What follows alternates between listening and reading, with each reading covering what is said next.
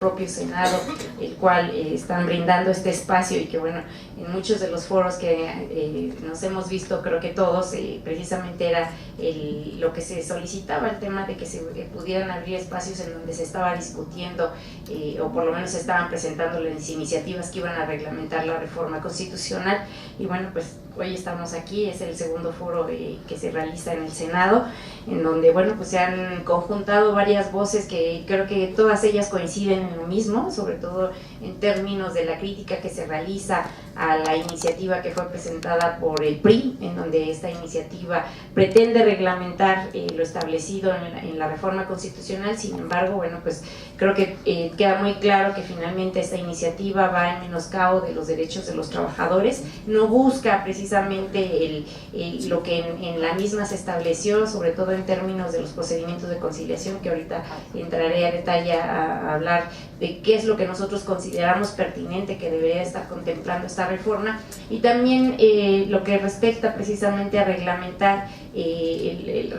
realmente la representatividad de los trabajadores por los sindicatos, que bueno, finalmente lo que se busca precisamente con esta reforma constitucional es realmente dejar de tener los contratos de protección que todo el mundo menciona y que finalmente existen en la realidad, y que eso ha dado a diversas prácticas tanto por parte de sindicatos como por parte de empresas, en donde desde la parte sindical, bueno, pues finalmente ofrecen esos servicios a las empresas justifican precisamente el tema de la necesidad de contratar este tipo de servicios, sobre todo para evitar el tema de las extorsiones. Y bueno, pues con ello no estamos viendo reflejado precisamente en esta iniciativa, y que ya fue tocado en el panel anterior por los diversos expositores. Y bueno, pues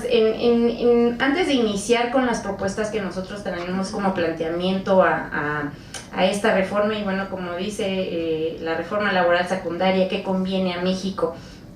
Quisiera mencionar muy general el tema que tiene que ver con las diversas reformas trascendentales que han habido en materia de justicia, en donde, bueno, pues ya se mencionaba el tema de la reforma penal, también está la reforma en materia mercantil, la reforma en materia de justicia para menores, en donde, bueno, todas estas reformas, insisto mucho en retomar estas reformas que se han realizado, en donde se ha hablado siempre en todas ellas, en sus artículos transitorios, en un plazo precisamente para la implementación, en donde la reforma penal hablamos de 8 años, en el caso de la materia mercantil vamos en 9 años que se establecieron, primeramente establecieron 3 años, después hubo una prórroga por 3 más, y el año pasado hubo una reforma más en donde se adiciona 9 años más precisamente para dar la implementación de los nuevos juicios orales en materia mercantil. Y es el caso también de la materia de justicia para adolescentes, en donde llevan 11 años precisamente para la propia implementación. Y pareciera ser que en el caso de la materia laboral ni siquiera mínimamente merece un año.